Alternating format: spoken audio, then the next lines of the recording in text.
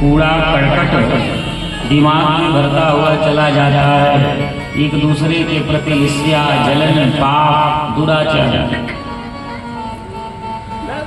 दिन रात दिमाग में चलता है। इसलिए जो हम लोग कथा सुनने से पहले भगवान के नाम को लेते हैं, वैसे तो शास्त्र में बताया गया है कि ब्राह्मण जो होते हैं त्रिकाल संध्या करना चाहिए। अगर जो ब्राह्मण त्रिकाल संध्या 3 दिन लगातार अगर संध्या वंदन नहीं करते हैं तो उनका जो यज्ञोपवीत जनेऊ होता है वह अशुद्ध हो जाता है। अगर 3 टाइम नहीं तो कम से कम 2 टाइम, अगर वो भी ना हो सके तो कम से कम 1 टाइम। और जो उसको भी नहीं करता है वह तो ब्राह्मण भले ही हो महाराज, परंतु उसके आशीर्वाद देने से या उसे दान देने से कोई लाभ होने वाला नहीं है।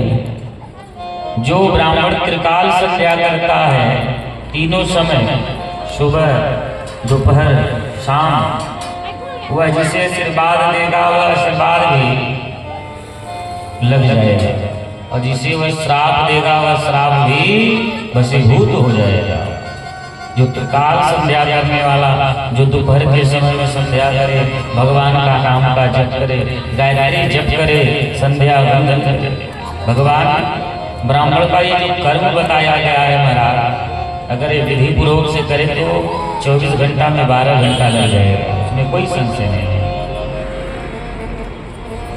ये तो ब्राह्मण का हो गया। और श्रोता का, जो आप लोग कथा सुनने आते हैं, आपका भक्ति जानते हैं कैसे है?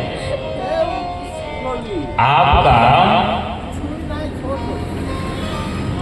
लोगों का भक्ति कैसा है? नाला देखे हैं, नाला जानते हैं आप लोग ना? तो नाला जो होता है, नहर, जो नहर होता है, दर्शन करिए आप लोग। कभी कभी ऐसा होता है कि एकदम सूखा सूखा रहता है, और कभी कभी ऐसा हो जाता है कि नहर पूरा जल से भर जाता है। तो आपका भक्ति कैसा है? नहर की तरह। जैसे कि जब तक कथा चल रहा है, हे भगवान, संसार में कोई नहीं कुछ किसी का है नहीं, सब भगवान ही है, सच्चिद आनंद, सत्य केवल नारायण है। जब तक कथा चल रहा है, 9 दिन तक कथा चलेगा, भैया कोई गलत काम नहीं करेंगे, कोई पाप नहीं करेंगे, अच्छा कर्म करेंगे।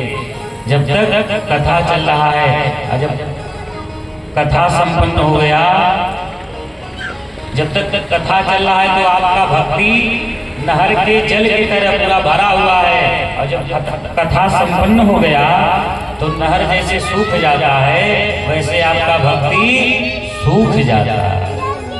कथा संपन्न हुआ, फिर वही काम करना आरंभ कर देते हैं आप लोग, है कि नहीं? बताइए, सही है कि गलत है? कथा चल रहा है, अभी आप लोगों का मन नहीं करेगा कि कच्छ मक्ष इत्यादि मांस मदिरा का सेवन करें। आप लोग यही सोचेंगे कि 9 दिन तक कथा चल रहा है, कुछ नहीं करेंगे। परंतु जो ही 10वां दिन लगा, 11वां दिन लगा, यह मन बड़ा चंचल है, कैसे तेरा भजन करूं, जितना इसे समझाऊं उतना ही मचल जाए। मन वही दौड़ जाएगा, भैया बहुत दिन हो गया लहसुन प्याज तो पड़ा नहीं सब्जी में, आज को बढ़िया से चटकार बनाना, बढ़िया से खाया जाए। क्या बिना लहसुन प्याज का भोजन खराब बन रहा है? परंतु ये जो मन है और ये जो जीभवा, ये मानता नहीं है सरकार। आप बैठे यहाँ, मन को जहाँ दौड़ा दीजिए, मन वहीं दौड़ जाएगा। तो आप लोगों का भक्ति नहर की तरह है। जब तक कथा चलेगा, प्रवचन चलेगा, मोह माया भैया ये सब मिथ्या है, देख लिया संसार हमने, देख लिया सब मतलब के यार हमने देख लिया।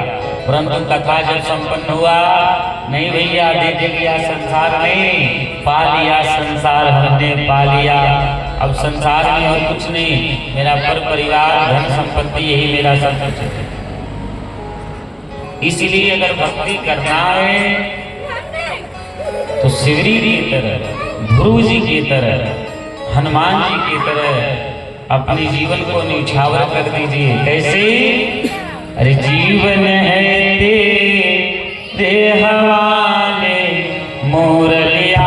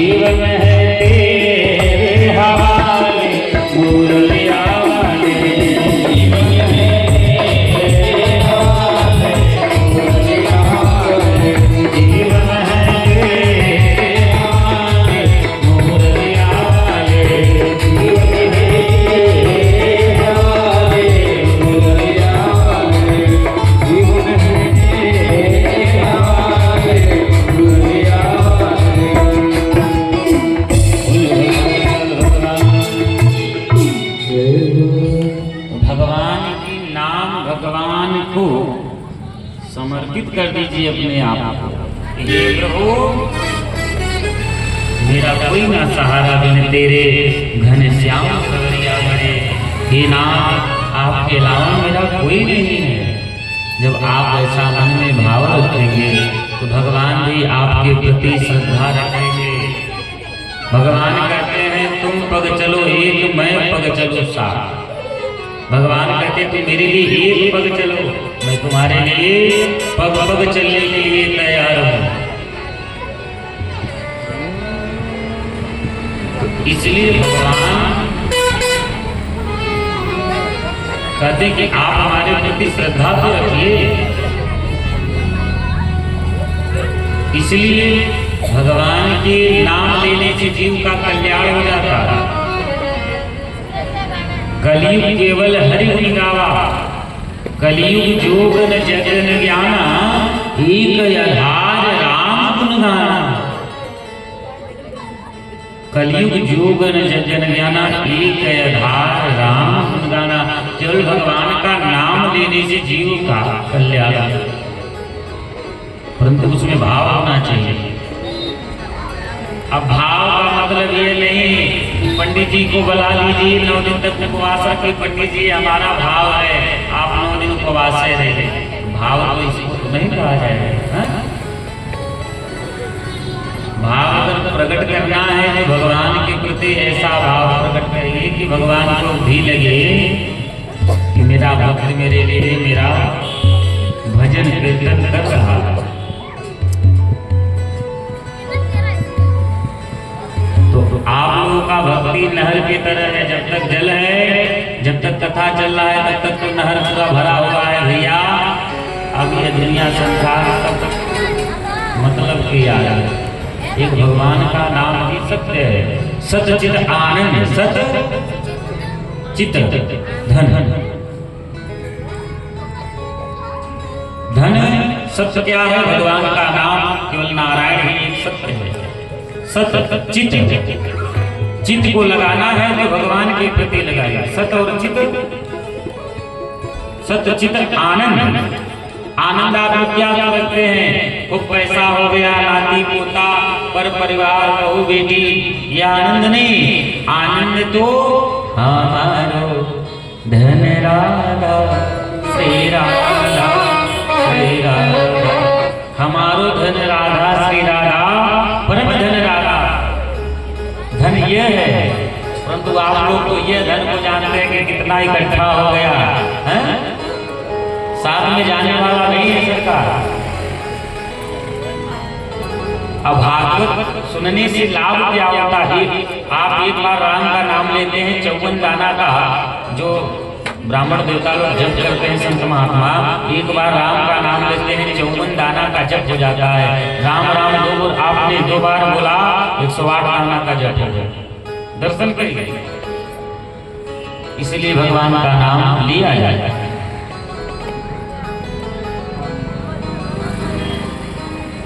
तो भागवत का अर्थ क्या है?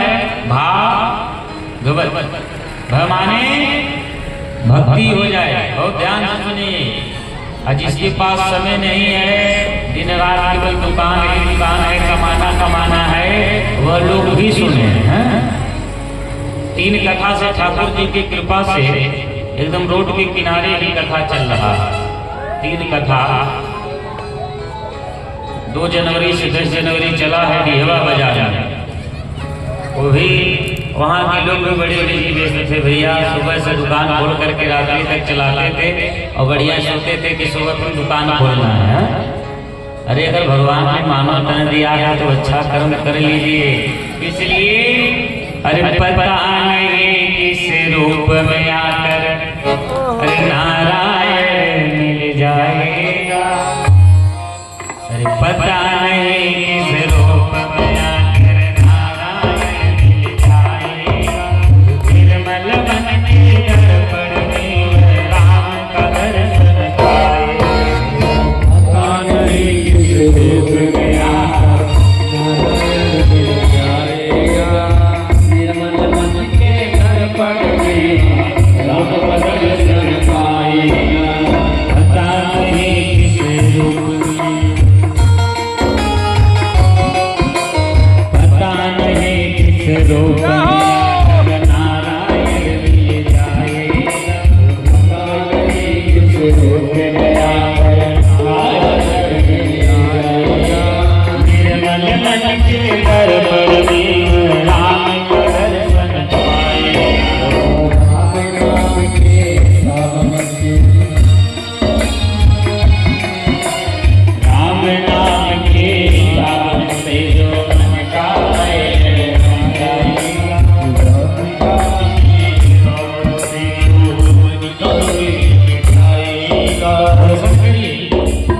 दर्शन क्या है, भाव क्या है?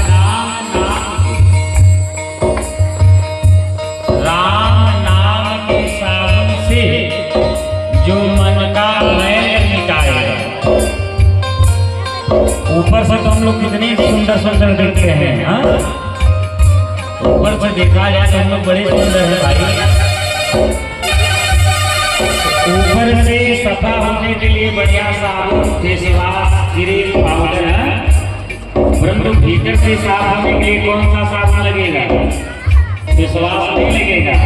भीतर से सफा होना है। राम नाम के साबुन से जो मन का मैल मिटाएगा।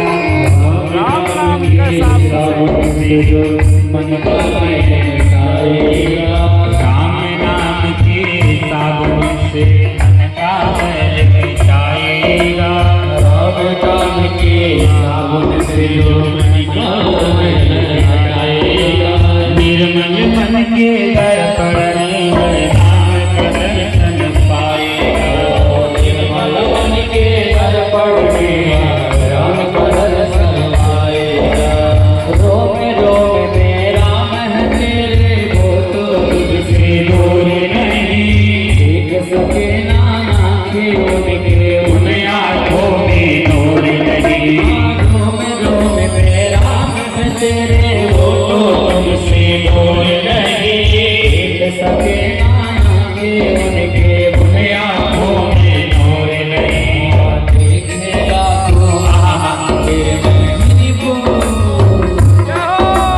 देखेगा तो मन तेरे ज्ञान की ज्योति जलाएगा। निर्मल मन के दर्पण में राम का दर्शन पाएगा। मन के दर्पण में राम का दर्शन पाएगा। यह शरीर अभिमान है जिसका प्रभु के कृपा से पाया है। झूठी जग के बंधन में तूने इसको गिराया है। यह शरीर अभिमान है जिसका प्रभु के कृपा से पाया है। झूठी जग के बंधन में तूने इसको गिराया है। राम नाम के महामंत्र से, राम नाम के महामंत्र से साथ तुम्हारे जाएगा। निर्मल मन के दर्पण में राम दर्शन पाएगा। निर्मल मन के दर्पण में झूठ कपट निंदा को त्यागो, हर प्राणी से प्यार करो। हर पर आए अतिथि महोदय शक्ति सम्मान करो। झूठ कपट निंदा को त्यागो, हर प्राणी से प्यार करो। हर पर आए अतिथि महोदय यथाशक्ति सम्मान करो। पता नहीं किस रूप में आकर, पता नहीं किस रूप में आकर नारायण मिल जाएगा। पता नहीं किस रूप में आकर नारायण मिल जाएगा। निर्मल मन के दर्पण में राम का दर्शन पाएगा।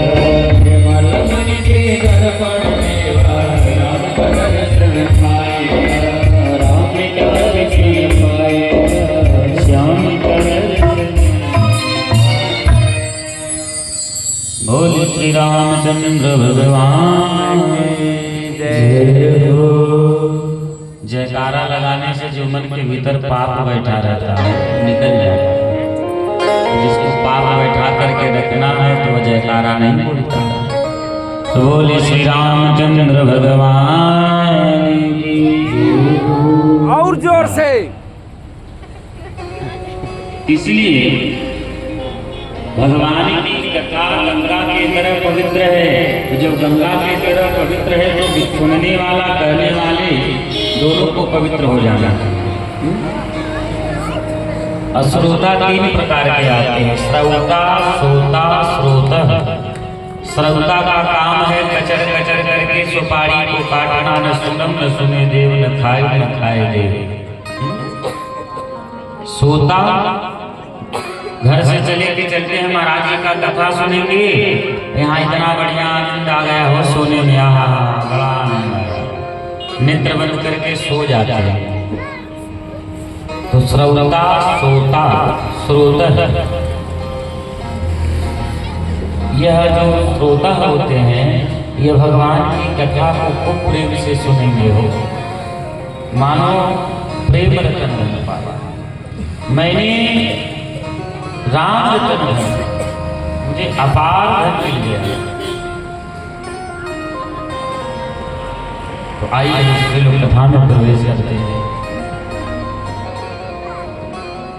सुध जी महाराज कहते हैं अब मैं आपको भगवान के विभिन्न अवतारों की कथा सुनाऊंगा। भगवान की अभी तक कितने अवतार हो चुके हैं। कहते हैं कि भगवान का पहला अवतार है सनत सनंदा सनातन सनत कुमार। ये देखने में 5 वर्ष के बालक थे, परंतु महाराज ये पूर्वज के भी पूर्वज है। सनत सनंदा सनातन सनत कुमार, इनका अवतार कैसे हुआ? नारायण के नाभ कमल से ब्रह्मा जी का उत्पत्ति हुआ। नारायण के नाभ कमल से ब्रह्मा जी का उत्पत्ति हुआ और ब्रह्मा जी संकल्प से ये 4 ऋषि को प्रकट कर दिए। ब्रह्मा जी ने अपने संकल्प से 4 पुत्र के रूप में सनक सनंदा सनातन सनत कुमार को प्रकट कर दिए। जब ये 4 प्रकट हो गए तो ब्रह्मा जी ने कहा बेटा ऐसा है कि तुम लोग सृष्टि करो। ये 4 ऋषि मना कर दिए, सनक सनंदा सनातन सनत कुमार, कहीं पिताजी हमसे नहीं हो पाएगा। तो ये भगवान का पहला अवतार। तब ब्रह्मा जी की विभूति के द्वारा भगवान रुद्र का उत्पत्ति हुआ। जब भगवान रुद्र का उत्पत्ति हुआ तो भगवान भोले बाबा होने लगे। बाबा कहते हैं कि नाम दो काम दो। ब्रह्मा जी से कहते हैं कि नाम दो काम दो। नाम मतलब मेरा नाम क्या है और मेरा काम क्या है। तो ब्रह्मा जी ने कहा कि ये मेरे 4 पुत्र तो नहीं कर पाए, अब ऐसा है कि आप सृष्टि करिए। तो भोले बाबा ने जब आदेश पाए तो ब्रह्मा जी कहते हैं कि आपका नाम रुद्र, आपका नाम शिव है और आप सृष्टि करिए। भोले बाबा ने कहा ठीक है, तो हम सृष्टि कर रहे हैं। देखिए अब भोले बाबा ने अपने तपोबल के द्वारा भगवान शिव ने भूत प्रेत को प्रकट करना आरंभ कर दिए। इतने भूत प्रेत को प्रकट कर दिए, ब्रह्मा जी ने कहा भैया बंद करो, ये तुम्हारा सृष्टि बड़ा गड़बड़ है, ये तुम अपना सृष्टि बंद करो, इस संसार में केवल भूते भूत हो जाएंगे। तब भोले बाबा ने सृष्टि बंद किया, सृष्टि करना बाबा ने बंद किया।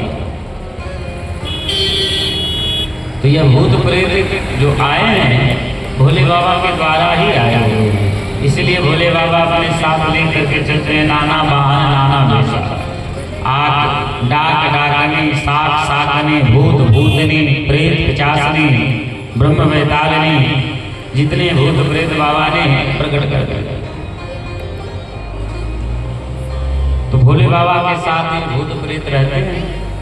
शीशर से गंगा विराजे तिरंगा धूम दे अनंगा, जो भूत लिए हैं भूतों का स्वामी है भोले बाबा। और देवता के पास भूत नहीं जाते हैं, परंतु भोले बाबा के पास हरदम रहते हैं परमानेंट। और इस प्रकार से ब्रह्मा जी ने 10 मानस पुत्र को जन्म दिया।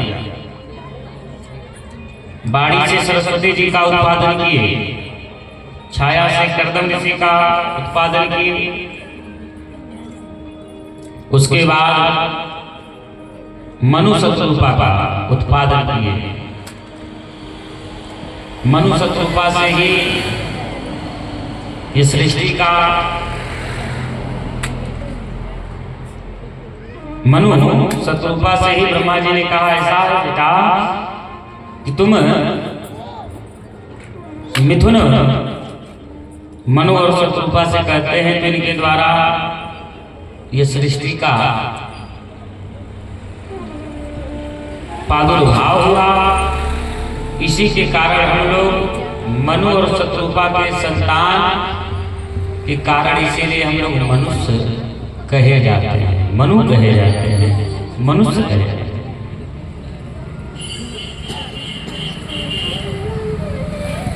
अब तो यह भगवान का पहला अवतार सनत सनता सनातन सनत कुमार। दूसरा अवतार कहते हैं कि रुचि नाम के प्रजापति के घर आकृति नाम की पत्नी के गर्भ से शुभाव नाम के देवता प्रकट हुए।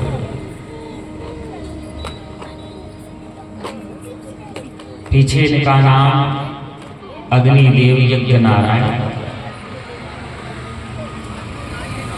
और यज्ञ नारायण भगवान की पत्नी का नाम दक्षिणा देवी। यज्ञ नारायण भगवान की पत्नी दक्षिणा देवी। इसीलिए ब्राह्मण देवता आचार्य पूजा पाठ में दक्षिणा चढ़ाते हैं कि जजमान जी दक्षिणा चढ़ाइए। क्यों? कि जब तक पति पत्नी संग में ना हो तब तक आपका यज्ञ पूरा नहीं हो सकता। पहले सीता तब राम, पहले राधे तब श्याम।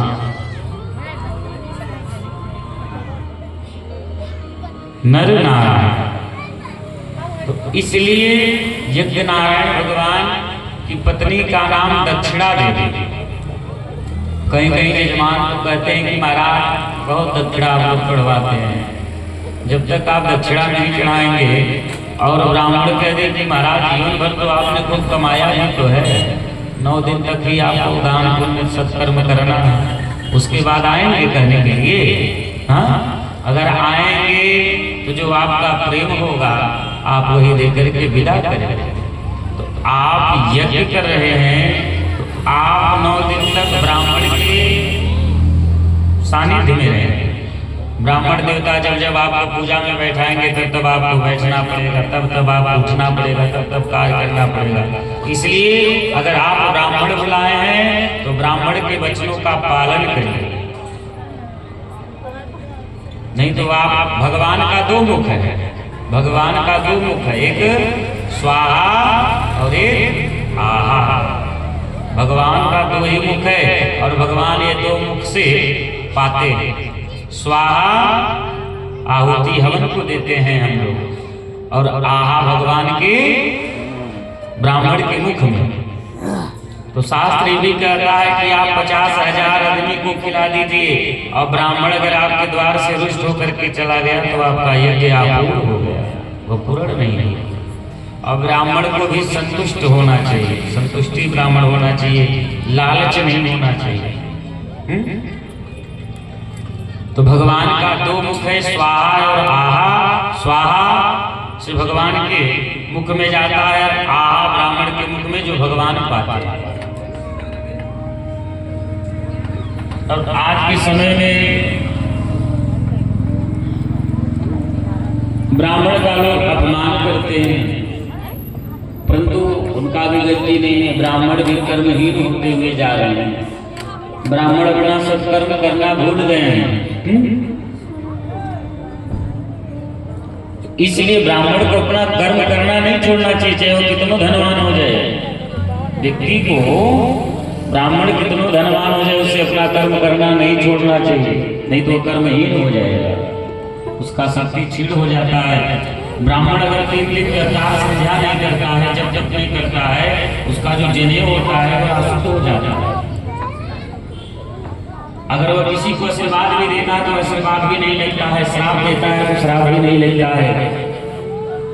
जो ब्राह्मण त्रिकाल संध्या करता है, भगवान के सानिध्य में रहता है, भगवान के चरणों में सदैव मन को लगा करके रखता है, अगर वह आशीर्वाद भी देता है तो वह सार्थक हो जाएगा, और अगर वह श्राप देता है तो भी सार्थक हो जाएगा। तो इसीलिए इंद्र नारायण भगवान की पत्नी का नाम दक्षिणा है। जब तक दक्षिणा नहीं चढ़ाएंगे आप तब तक आपका यज्ञ पूरा नहीं हो सकता। जब तक पति पत्नी संग में ना बैठे, राम जी माता जानकी का सोने का मूर्ति बना करके यदि दी। इसलिए पति पत्नी का होना बहुत जरूरी है। इसी के लिए भगवान इंद्र नारायण भगवान की पत्नी दक्षिणा देवी है, इसलिए दक्षिणा चढ़ाया गया। और लोगों को समझ में नहीं आता है कि लोग इतना खर्चा करते हैं। दरअसल करिए 50,000 का टेंट कर लेंगे, बाजा कर लेंगे, ऑर्केस्ट्रा कर लेंगे, सारा व्यवस्था दे देंगे और पंडित जी रात भर बैठ करके दो प्राणी को एक करते हैं, दो आत्माओं को एक आत्मा बनाते हैं, साक्षी बनते हैं। ये टेंट वाले भैया साक्षी बनने नहीं आएंगे कि हम टेंट में इनके विवाह में लगाए। जब भी साक्षी बनने आएंगे तो ब्राह्मण देवता ही आएंगे, अग्नि देवता ही आएंगे, गौ माता आएंगे, ध्रुव तारा, यही लोग साक्षी। ये साधु सढ़ुआई साले साहब नहीं आएंगे, हैं? इतना खर्चा करेंगे और पंडित जी रात्रि में बैठ करके मड़वा में बैठ करके विधि विरोध से विवाह संपन्न किए। सुबह हुआ प्रेम से जजमान जी से कहे कि आप 1100 दक्षिणा दे। अरे महाराज इतना दक्षिणा इतना होता है? 40,000 50,000 20,000 ऑर्केस्ट्रा नचाने के लिए दे दिए, कोई गम नहीं, लुटा दिए। परंतु ब्राह्मण को दक्षिणा देने में बड़ा तकलीफ होता है। जजमान तो जजमान, उनके जो नाथ बात, अरे पंडित जी आप जानते बड़े गरीब, अरे वो ध्यान कर करके मनो सब काट करके पंडित जी का दक्षिणा ही काटा जाएगा। तो इसलिए व्यक्ति को ऐसा नहीं करना चाहिए।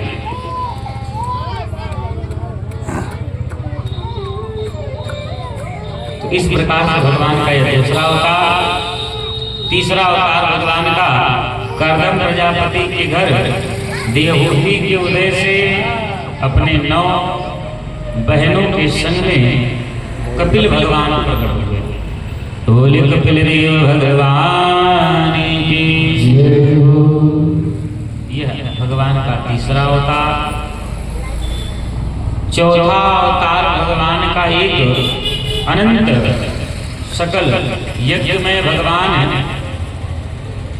एक बार कश्यप दिति का संतान जो हिड़ाक्ष और हिरण्यकश्यप, तो जो हिड़ाक्ष था ये पृथ्वी को रसातल में लेके चला गया।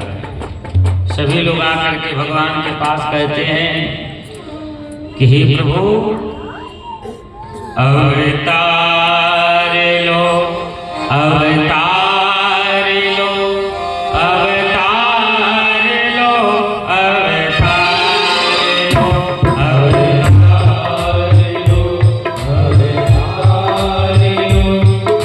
लो, अवतार लो, अवतार लो, अवतार लो, अवतार लो, अवतार लो, अवतार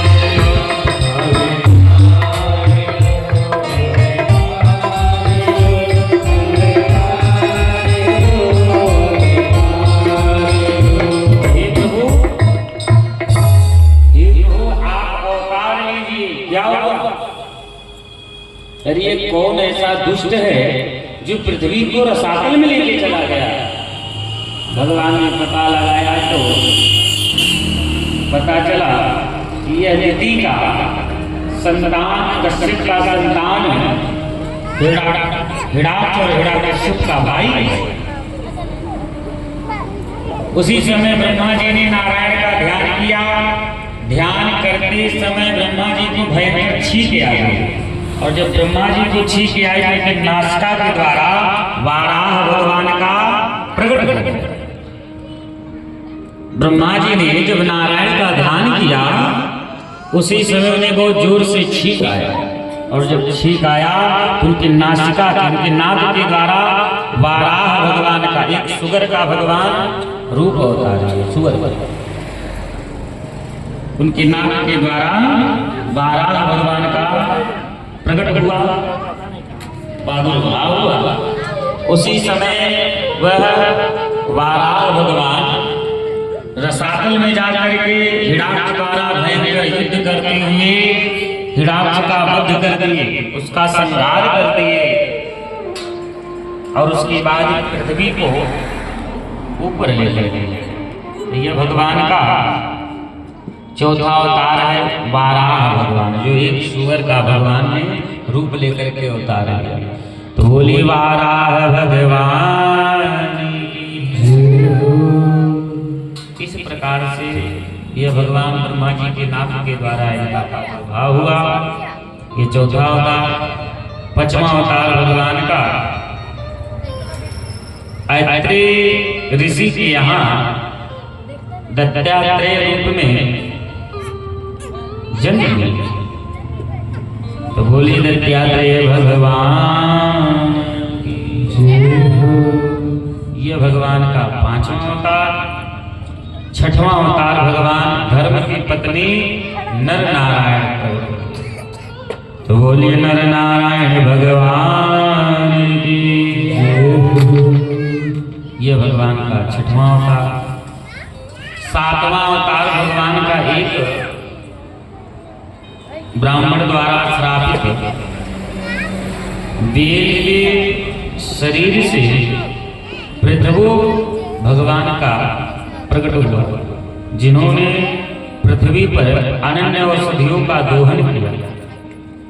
तो बोले पृथ्वी भगवान की जय हो। यह भगवान का सातवां अवतार। आठवां अवतार भगवान का राजा नाम की पत्नी मेरु देवी के उदय से ऋषिदेव भगवान का प्रकट हुआ। तो बोले ऋषिदेव भगवान की जय हो। ये भगवान का ऋषभ देव भगवान का प्रकट हुआ। नवां अवतार भगवान का हयग्रीव नाम के देवता प्रकट हुआ। बोले हयग्रीव भगवान की जय हो। ये भगवान का नवां अवतार। दसवां अवतार भगवान का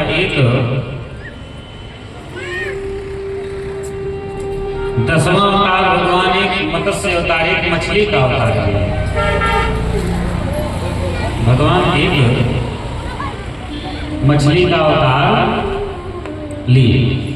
तो बोलिए मत्स्य अवतार की जय हो। यह भगवान का दसवां अवतार। 11वां अवतार भगवान समुद्र मंथन के समय कच्छप एक कछुआ का भगवान ने अवतार रूप धारण करके मंदराचल पर्वत को अपनी पीठ पर धारण करके भगवान समुद्र मंथन। श्री सुखदेव जी महाराज जो ही बता रहे थे, उसी समय महाराज परीक्षित जी कहा था, हे प्रभु भगवान ने कच्छप को उतार लिया, क्यों, क्या कारण था?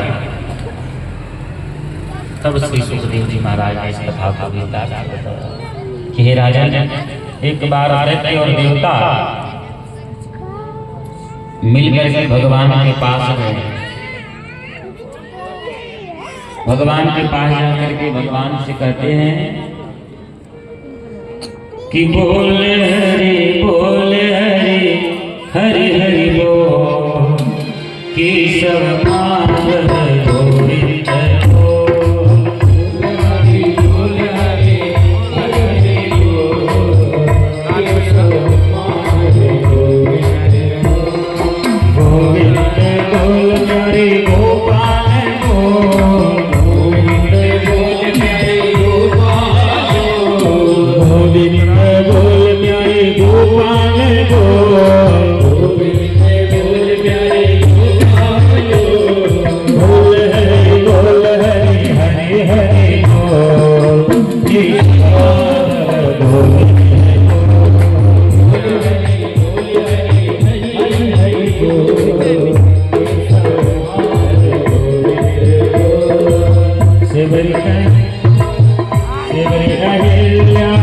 सदन कसाई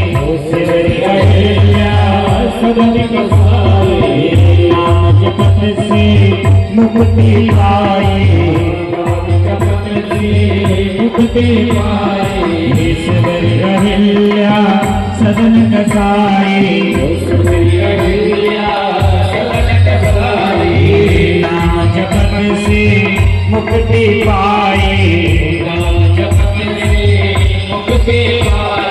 बोल हरे हरे हरे हरे बोल हे माधव गोविंद बोल हरे हरे बोल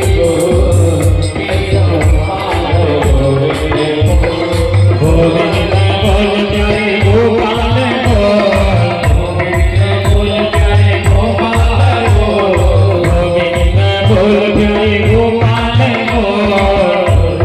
बोल प्यारे गोपाल बोल प्यारे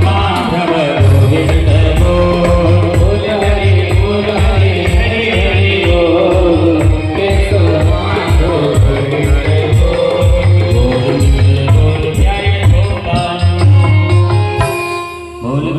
भगवान जय हो उमापति महादेव जय हो। अब तो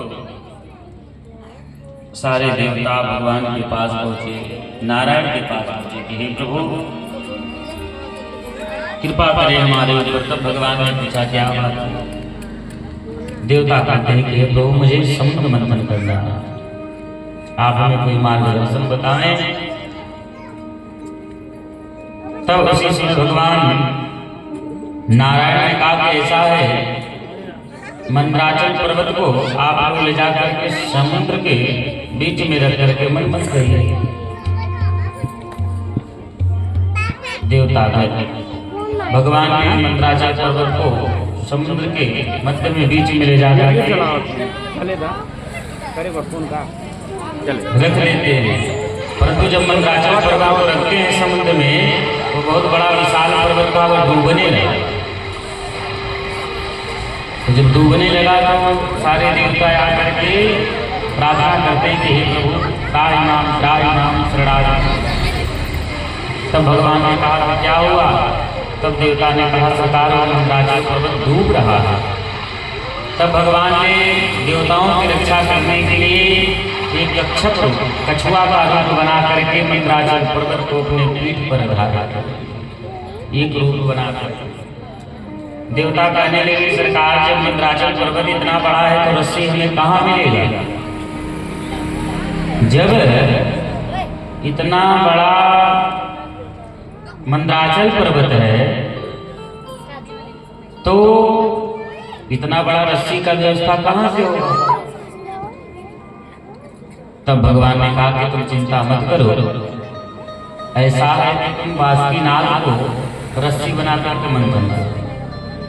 सारे देवता बड़े प्रसन्न हो। अब तो जो बासुकी नाग था भगवान नारायण का जो शेषों की सैया पर नारायण विराजमान करते हैं, क्षीर सागर वसैया। क्षीर सागर वसैया ने कहा कि बासुकी नाग को आप लेके चले जाइए। उसी समय सारे देवता बासुकी नाग को रस्सी बना करके मंदराचल पर्वत में लपेट दिया। देवता दैत्य पास में खड़े हैं।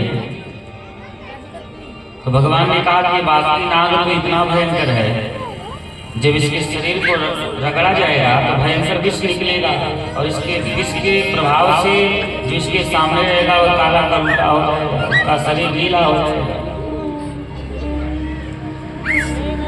तब भगवान ने लीला किया कि ऐसा है। भगवान ने देवताओं से कहते हैं कि भैया ऐसे कि तुम लोग उच्च कुल के हो, तुम लोग मुख के पास आ। भगवान ने देवताओं से कहते हैं कि तुम लोग उच्च कुल के हो इसलिए तुम लोग मुख के पास आ जाओ। दैत्य तो दैत्य जैसा खाए अन्न वैसा हो मन। व्यक्ति जैसा अन्न खाता है वैसा उसका मन भी, इसमें कोई संशय नहीं। दही दूध खाएंगे तो आपका ये शरीर भी निर्मल पवित्र रहेगा। जब मांस मदिरा का सेवन करेंगे तो मन केवल पाप में दिन रात पाप कराए।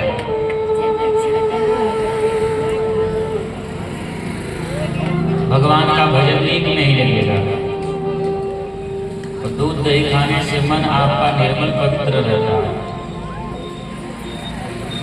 महाराज इधर भगवान ने कहा कि तुम लोग उच्च कुल के हो इसलिए मुख के पास आए।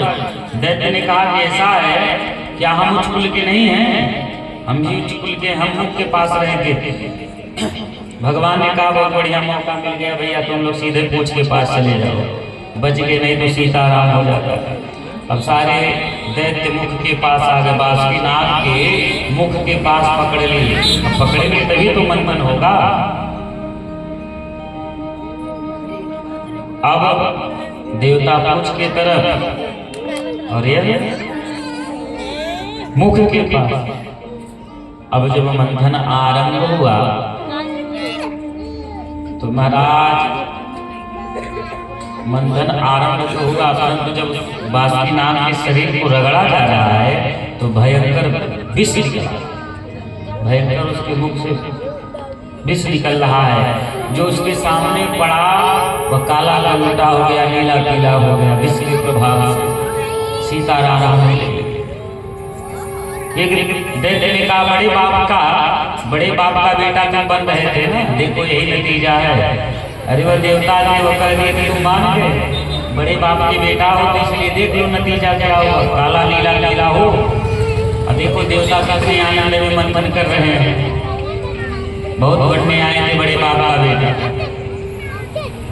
जो ही मंथन आरंभ हुआ, भगवान कच्छप भगवान ने थोड़ा से करवट थोड़ा से खचवट टाइप का उनको ऐसा लगा। भगवान ने जो ही थोड़ा सा अपने शरीर को यत्र तत्र किए और मंथन आरंभ किए तो भयंकर विष निकल गया। कालकूट नाम का, हलाहल नाम का भयंकर विष प्रकट हो गया। अब जब यह भयंकर विष प्रकट हो गया सब लोग और जलने लगे, और जब जलने लगे देवता घबरा गए कि भैया हम तो मंथन करके अमृत निकाल रहे थे, पहला विष निकल गया, अब क्या करें। एक ने कहा भैया कुछ करना नहीं है, भोले बाबा के पास चलो।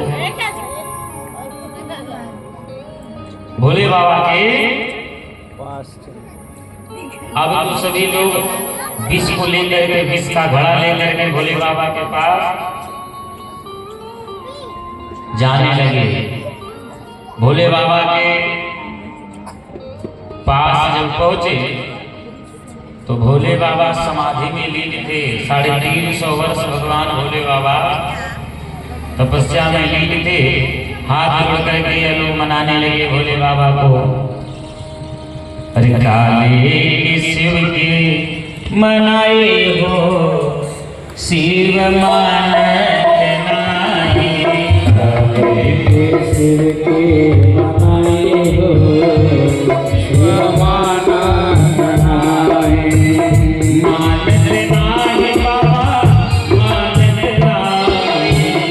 मानत नाही बाबा, मानत नाही। बाबा मानत नाही।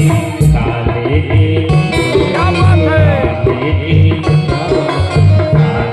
के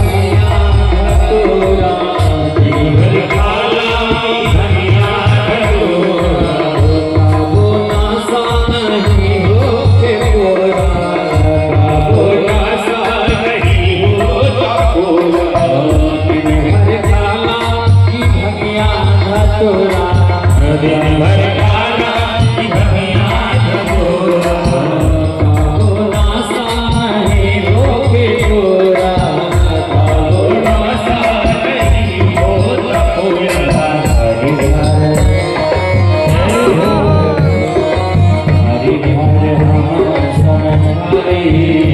शिव माना समाधि ढाले शिव के मनाई हो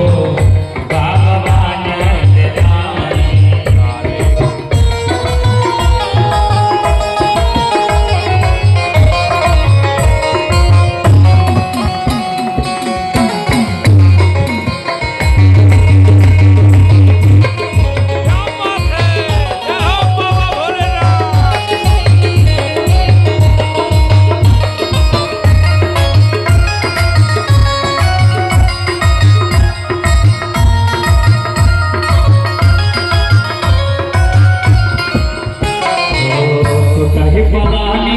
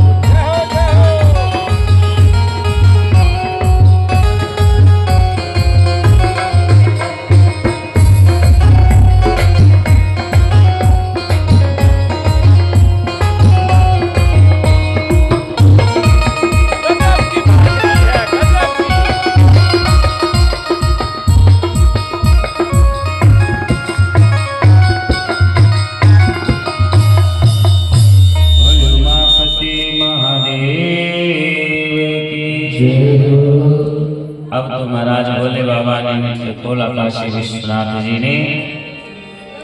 अब तो उसके बाद भोले बाबा ने कहा भैया यही कारण है आगमन तुम्हारा। सारे देवता ने कहा सरकार हम समुद्र मंथन कर रहे थे तो हमने सोचा कि समुद्र मंथन से जो पहला फल स्वरूप में निकला है ये पहले बड़े बुजुर्ग को दिया जाए। देवता को देख के दर्शन करिए। देवताओं कहते हैं कि प्रभु हमने समुद्र मंथन किया उससे पहला फल स्वरूप में जो निकला हमने सोचा कि जो घर के बड़े बुजुर्ग हैं पहले उन्हें दे दिया जाए। तो बड़े बुजुर्ग में आप ही हैं इसलिए हम आपके पास आए। भोले बाबा ने कहा क्या लेकर के आया है? देवताओं ने कहा सरकार ये भयंकर कालकूट नाम का हलाहल नाम का भयंकर विष है। भोले बाबा ने कहा विष निकला तो बड़े बुजुर्ग आया है। अरे सुर नर मुनि सब के हरि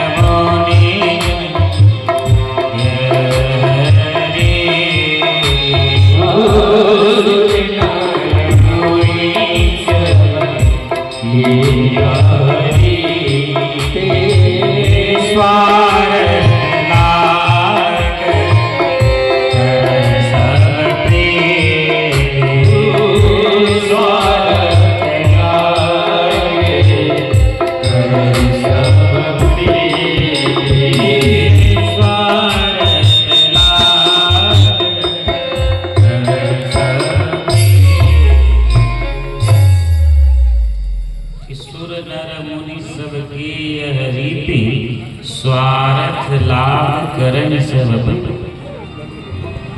सुर नर मुनि सबके यह रीति स्वार्थ लाभ। भैया तुम लोग बड़े बुजुर्ग के नाते मेरे पास फल लेकर के आए हो।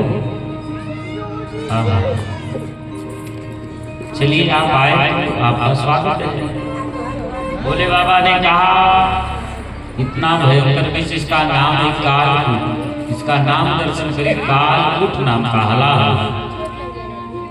भोले बाबा ने कहा क्या करूं? मन में विचार करने लगे कि अगर मैं इस विष को बाहर छोड़ता हूं तो संसार को तकलीफ होगा। इतने दानी देवता हैं, इतने महान दानी, अगर इस विष को मैं नहीं पीता हूं तो संसार में सभी लोगों को तकलीफ होगा। अगर इस विष को मैं पी करके भीतर रखता हूं तो मेरे राम को तकलीफ होगा, मेरे राम जी को तकलीफ होगा। भोले बाबा कहते हैं कि मेरे हृदय में मेरे राम जी विराजमान है, वहाँ भोले बाबा कहते हैं, और यहाँ हर प्राणी के भीतर परमात्मा विराजमान रहते हैं। परंतु कोई ऐसे नास्तिक व्यक्ति भी आ जाते, कहते कि भगवान कहाँ है, भगवान दिखते कहाँ है। संत और मूर्ख दोनों फूकने से ही बजते हैं। तो जो ऐसा कहता है वो मूर्ख है। जिस दिन परमात्मा यह पंचायत भवन है, यह शरीर जो है पंचतत्व से बना हुआ यह पंचायत भवन है। दर्शन करिए, लोग कहते हैं ना कि महाराज जो ऐसा करता है, जिस दिन परमात्मा उस शरीर को पंचायत भवन को छोड़ के चले जाते हैं तो पता चला भैया क्या हुआ, हटा अटैक आ गया। भैया बस ऐसे ऐसे सीता रहा, खाए पिए बैठे लेटे ऐसे करते हैं। भगवान ने उस शरीर का परित्याग कर दिया, भगवान ने उस शरीर को छोड़ करके चले गए।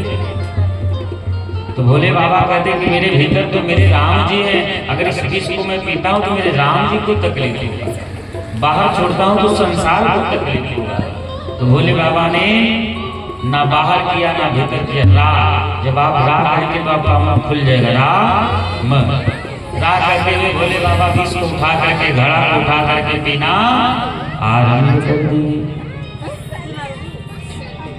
अब तो जब भोले बाबा ने रा सारे विष को पी लिया, रा म कहते हुए मुख को बंद कर लिया, रा म।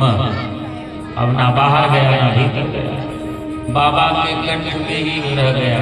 इतना भयंकर विष था कि उस विष के प्रभाव से बाबा का कंठ नीला हो गया, तभी से बाबा का एक नाम नीलकंठ हो गया। बोले नीलकंठ भगवान जय हो। इस प्रकार से भोले बाबा का नाम एक नीलकंठ। बाबा ने विष को पी लिया, परंतु बाबा ने जब विष को पिया तो विष पीते ही जो जमीन पर भूमि पर गिर गया, जहरीले सांप गोजर बिच्छू प्रकट हो गए। तो यत्र तत्र जाना आरंभ कर दिए सांप गोजर बिच्छू, सब लोग मारना आरंभ कर दिए। सांप बिच्छू गोजर आकर के बाबा से कहे कि बाबा हम जहाँ जाते हैं, जिसके घर जाते हैं, सब लोग हमें मार देते हैं। तब बाबा ने कहा ऐसा है कि तुम कहीं मत जाओ, मेरे शरीर का ही आभूषण बन जाओ, मेरे शरीर का ही तुम लोग शोभा बढ़ाओ, मेरे शरीर का श्रृंगार बन जाओ। तो सांप गले में, बिच्छू कानों में बाबा ने सजा लिया। ऐसे दीन दयाल भोले बाबा। अरे प्रथम वेद ब्रह्मा को दे दी, अरे वेद के अधिकारी।